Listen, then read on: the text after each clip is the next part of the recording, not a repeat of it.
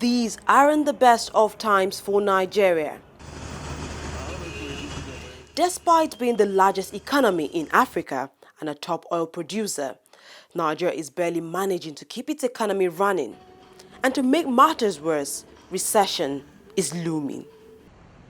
A drastic drop in crude oil prices globally and a significant reduction in production levels as a result of militancy in the Niger Delta region has seen the country's revenue drop by almost a half. That has also taken a severe toll on Nigeria's currency, which has continued to fall against major currencies in the world. It's indeed a tough time for Nigerians. The government hopes to spend its way out of the difficulty. For this year alone, it plans to spend 6 trillion naira, an unprecedented budget in the history of the country. $1 billion annually to medical. And it's been using town hall meetings like this one to put forward its case and let Nigerians know what it is doing to address the economic challenge. When the budget was signed into law in May, it set for us a 12-month period to implement the budget. So far, we have released for capital alone 331.58 billion released for capital projects. The bulk of it was for power, works, and housing, which got over 100 billion. Defense and security, 50 billion. Transportation, 23 billion. Agriculture, 21 billion.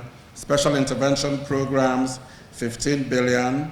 Niger Delta, 8.2 billion. The diversification agenda is not a rhetoric. The diversification agenda is an economic objective that we will achieve with what we're doing with the budget, with our implementation, and with how we are managing our finances. So yes, we are borrowing. We need to borrow because we cannot wait for the oil price to recover. We have to borrow to invest in these large infrastructure projects that are needed to unlock the competitiveness in our economy and create jobs for our people. The Minister of Works, Power and Housing, Babatunde Fashola, gave clarification on how much his ministry had received from the budget. My ministries, 3 ministries, have received 102 billion, to be specific. Now, it has been described as a lion's share of 300 billion, but it is a lion's share against our realities. Our realities are that we inherited 206 roads under construction, and the liabilities for those roads were in the sum of 2.1 trillion naira, out of which government had paid about 600 or 700 billion naira. With a negative GDP growth in the first quarter of this year and a very likely negative GDP in the second quarter, everyone, including the government, believes the country might be heading for a recession. But the government says even when the recession finally hits, it would be for the short term. The one thing Nigerians have in abundance, it's probably our greatest intangible asset, is the spirit of the Nigerian people, the entrepreneurship of the Nigerian people, and their hard work. If we can combine those with an enabling environment created by government, I believe this economy can turn around. I know people are concerned about recession. Recession is a word. We can come out of a recession. We can make sure it is as short as possible by sticking to the prescription, which is we must be disciplined in our expenditure, we must invest in our capital, and we must diversify our economy. Nigeria may find a way out of its economic challenges, but to achieve that, the country's Minister of Agriculture says the strong demand for foreign currency and food importation bill must be cut down.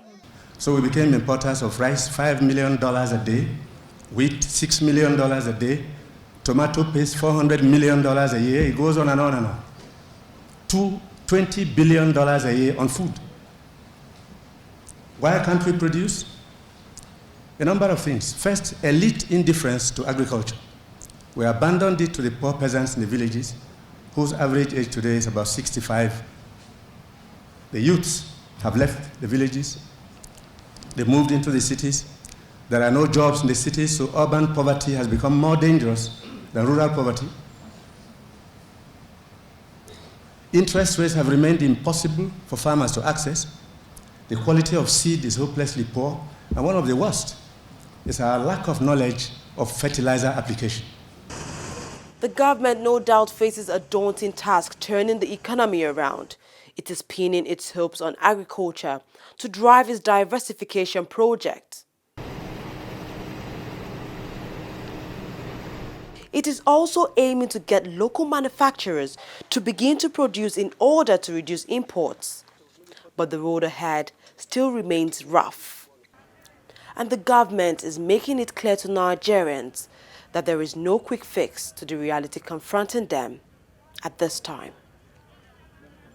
Thelma Okoro, TV360, Lagos.